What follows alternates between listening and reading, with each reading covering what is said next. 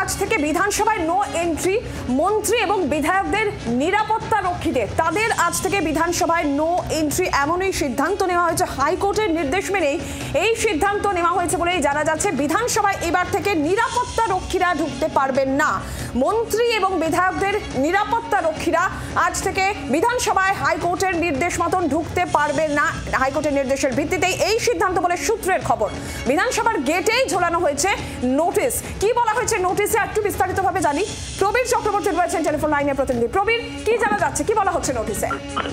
দেখো, আজ থেকে রাজ্য বিধানসভায় কোনো মন্ত্রী বিধায়কের নিরাপত্তা রক্ষী তারা ভেতরে প্রবেশ করতে পারবে না। অর্থাৎ মূল ফটকেই তাদেরকে নেমে যেতে হবে মন্ত্রী বা বিধায়কের গাড়ি থেকে।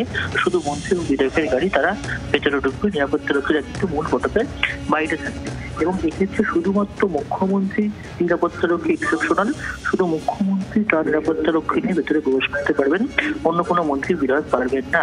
কারণ আজকে কলকাতা হাইকোর্ট একটি নির্দেশ দিয়েছে শুভেন্দু অধিকারী করার মামলার পরিপ্রেক্ষিতে। শুভেন্দু অধিকারী তিনি কলকাতা হাইকোর্টে মামলা করেছিলেন যে তার কেন্দ্রীয় বাহিনী নিরাপত্তা রক্ষী তারা বিধানসভার গেটে ঢুকতে পারে না, কেন মন্ত্রীদের নিরাপত্তা রক্ষীরা বিধানসভায় ঢুকবে। সেক্ষেত্রে কলকাতা হাইকোর্টের নির্দেশ দিয়েছে রাজ্য বিধানসভার স্পিকারকে যে সবার জন্য সমান নিয়ম হওয়া উচিত। সেই কলকাতা হাইকোর্টের নিয়ম মেনেই কিন্তু স্পিকার আজ থেকে সমস্ত মন্ত্রীদের নিরাপত্তা রক্ষীকে গেটের বাইরে থাকতে নির্দেশ দিয়েছেন। প্রবীর, ধন্যবাদ।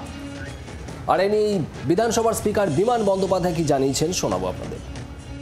আমাদের এখানে আর্মস নিয়ে কোনো সিকিউরিটি ঢুকবে না। লোকসভাতেও একই জিনিস রয়েছে, সিকিউরিটি নিয়ে ঢুকতে দেওয়া হয় না।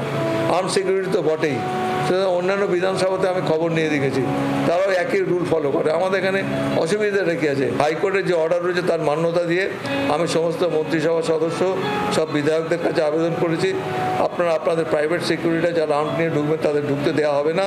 এবং শুধুমাত্র মুখ্যমন্ত্রীর ক্ষেত্রটা বাদ দিয়ে, মুখ্যমন্ত্রীর সিকিউরিটিটা আমাদের বিধানসভাতেও যত গুরুত্বপূর্ণ বাইরেও ততটাই গুরুত্বপূর্ণ। এবং সেই হিসেবে আমার মাননীয় মুখ্যমন্ত্রীর যে সিকিউরিটি রয়েছে তারাই আসবেন, তাদের জন্য এই রেস্ট্রিকশনটা আমরা ইম্পোজ করিনি।